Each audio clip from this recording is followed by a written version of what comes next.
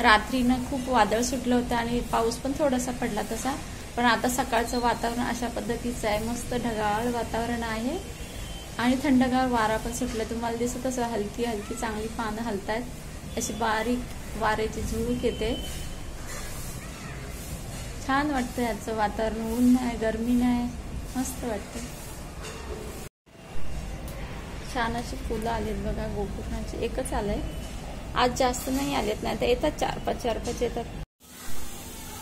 सगळी भांडी घासून घेतलीत मी. आता मी हे करते, पूजा करून घेते आणि किचन पण स्वच्छ करून. हे बघा किचन सगळं स्वच्छ केलंय. किचन स्वच्छ केल्याने खूप छान वाटतं ना. आणि व्हिडिओ शूट करायचं असतं ना, तेव्हा जर किचनमध्ये थोडं जरी धूळ असते ना तरी व्हिडिओ करायला काय सुचतच नाही. काय करू कसं करू असं वाटत राहतं सारखं. आता पूजा करून घेते, ॲक्वागार्डची तयारी करते, दिवा वगैरे लावते, हळदी कुंकू दिवा लावून घेते. बाहेर खूप वारा सुटलाय त्यामुळे काय माहिती आता दिव्याचं काय होतं ते. पटकन पूजा करून घेते.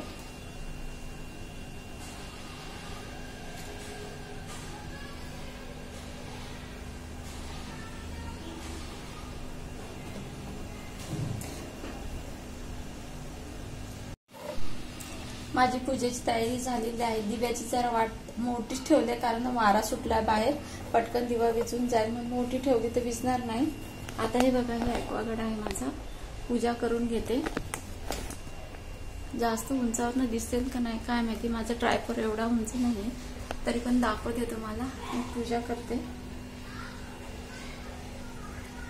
थोडंसं पाणी, हळदी कुंकू लावून घेते.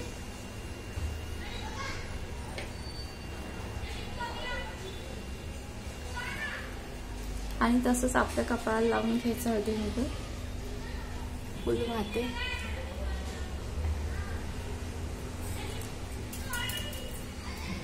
अक्षदा. तर अशा पद्धतीने पूजा करून घ्यायची आपल्याला. एकदम साधीने सिंपल मी पूजा केलेली आहे.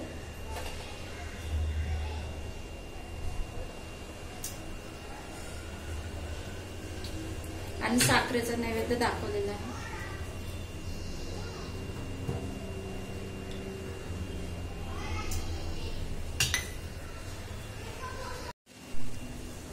तुम्ही बघू शकता बघा, पूजा झालेली आहे. थोडं उंचावर आहे ना, एकदम जास्त उंचावर नाही, हात तर पोचतो इथे पटकन. आणि इथे ना मी पाईप अडकवायला केलेला. भांडी घासताना ना हा पाईप सारखा असं माझ्या हाताशी येतो आणि मला एकदम त्रासदायक वाटतं. हे बघा, एकदम असं लोळत राहतं असं आहे बघा भांडी घासताना. मग मी इथं ना त्याला अडकवण्यासाठी केलेलं आहे बघा. इथं राहतो एकदम व्यवस्थित. आता करून घेते गवारीची भाजी. गवार मी स्वच्छ धुवून घेतलेली आहे मी. आता हा दिवा वगैरे मी देवाजवळ नेऊन ठेवते. गवारीची भाजी आहे आज. डब्यासाठीच घेतली होती करायला, पण आज डबा नाही नेला. गवार स्वच्छ धुवून घेतलेली आहे आणि थोडंसं तेल घालून भाजून घ्यायचे आपल्याला. आधीच नाही तेल टाकायचं कारण ओली असते ना, त्यामुळे मग सगळं पाण्याचा आवाज येत राहील चटचट चटचट चटचट. पाणी सुकल्यानंतर थोडंसं तेल घालायचं आहे आपल्याला आणि भाजून घ्यायचे. थोडीशी अशी थोडासा कलर येऊन द्यायला. भाजल्यामुळे गवारीच्या भाजीला खूप छान चव येते. आणि गावठी गवार आहे, दिसताना जुन दिसते पण छान चवीला आहे. यातली अर्धी मी केली होती, आधी केली होती अर्धी. हे बघू शकता, इकडून जे जाक मला उजव्या हाताची सवय, नेमका उजवा तिकडे कॅमेऱ्याकडे येतो. हे बघा खूप छान लागलं ना, असं भारी वाटतं खाताना ना. जवळून दाखवते तुम्हाला. हे बघा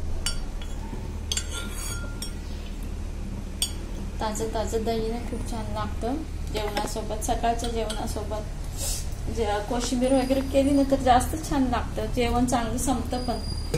काकडीची, टोमॅटोची कोशिंबीर खूप छान लागते. बीटची पण छान लागते. मेन म्हणजे आपला आहार पण, आहारामध्ये असं दही वगैरे गेलं ना आपल्या पोटात, त्याच्यासोबत टोमॅटो, काकडी, बीट, तर आपल्यासाठी चांगलं असतं तब्येतीला. आणि त्याच्यामुळे जेवण पण आपलं पटकन संपतं. असं आपण जास्त वेळ कसं खाऊ जेवण काय करू असं नाही, चव येते जरा, त्यामुळे पटकन होऊन जातं आपण. आता ह्याच्यामध्ये 2 चमचे तेल टाकलंय. जिरं मोहरी वगैरे घालते. कांदा वगैरे आणि भाजी परतलेली दाखवते तुम्हाला. मोहरी घातलेली आहे, जिरं घालते अर्धा चमचा. जिरं पण चांगलं तडतडलं ना हे सगळं घालून घ्यायचं आहे आपल्याला. कोथिंबीर या मसाल्यामध्ये घालायची, खूप छान वास येतो त्याच्यामुळे. वरून पण तुम्ही घालू शकता गार्निशिंगसाठी. आणि आपण मसाला परततो ना तेव्हा घातल्यावर जास्त छान चव येते. एकदम करपून जाईल अशी नाही घालायची आपल्याला. सगळा मसाला परतून झाल्यानंतर घालायचे. कांदा पण घालून घ्यायचा. थोडीशी हळद घालते अर्धा चमचा. हे चांगलं परतून घ्यायचं आपल्याला गवारीची भाजी वाफेवरची करायची.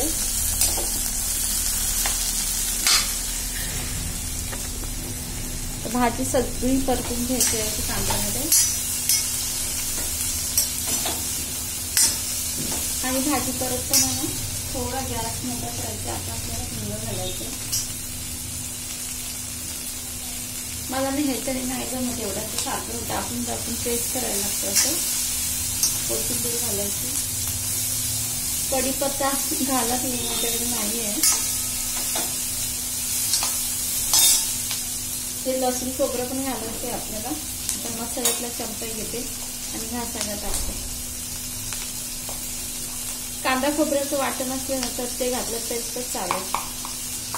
त्याने पण भाजी कोणतीही भाजी छान लागते. गवारीची म्हणा, कोणत्याही जेव्हा आपल्या ह्या भाज्या आहेत ना, वांगी वगैरे, कोणताही कांदा खोबरं वाटण नाही तर लसूण खोबऱ्याचं दोन्हीपैकी एक घालायचं. जर कोणतंच नसेल ना तर लसूण फोडणीला घालायचं आणि शेंगदाण्याचा कूट घालायचं. तर सुद्धा छान लागतं. आता मी घालते. मी माझ्या तोंडासारखं आणि मीठ आणि नव्हे आणि हे काय ते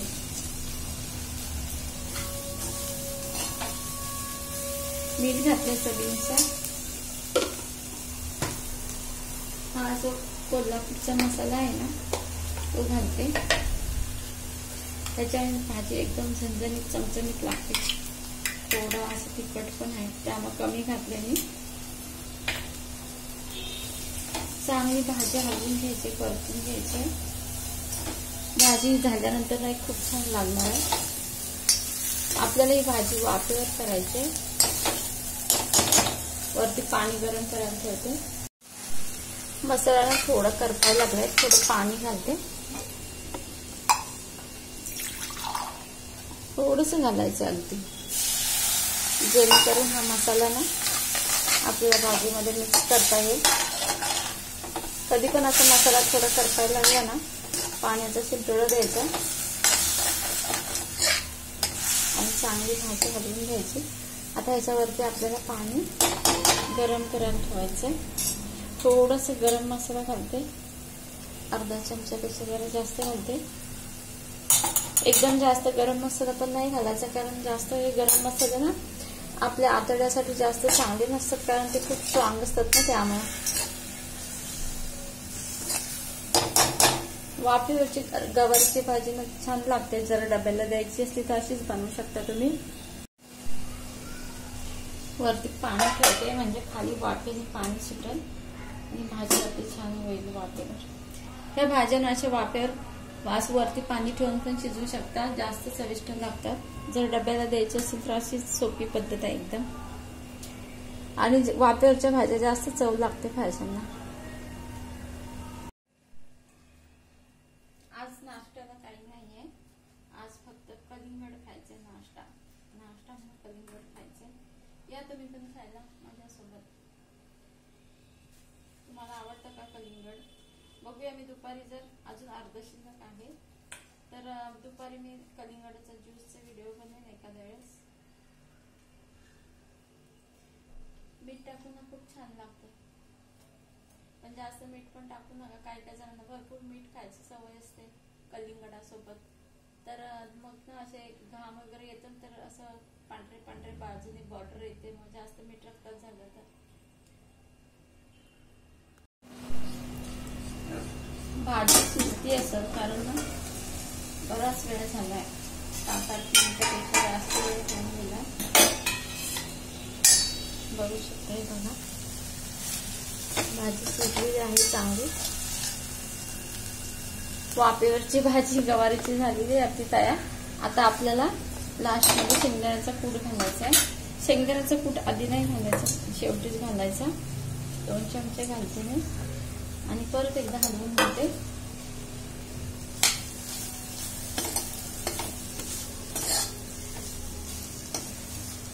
भाजी आपली तयार झालेली आहे. तर शिजली का नाही ते तुम्हाला दाखवते. आता तुम्ही म्हणाल शिजली नाही तरी दाखवली पण नाही. हे बघा काय काय जून आहेत ना त्याच्यामध्ये, पण शिजलेले आहेत ते. चटके बसते माझ्या हाताला. हे बघा शिजले भाजी शिजलेली आहे. गरम गरम गवारीची वाफेवरची भाजी तयार आहे आपली. भाकरी सोबत, चपाती सोबत, काही सोबत तुम्ही खाऊ शकता.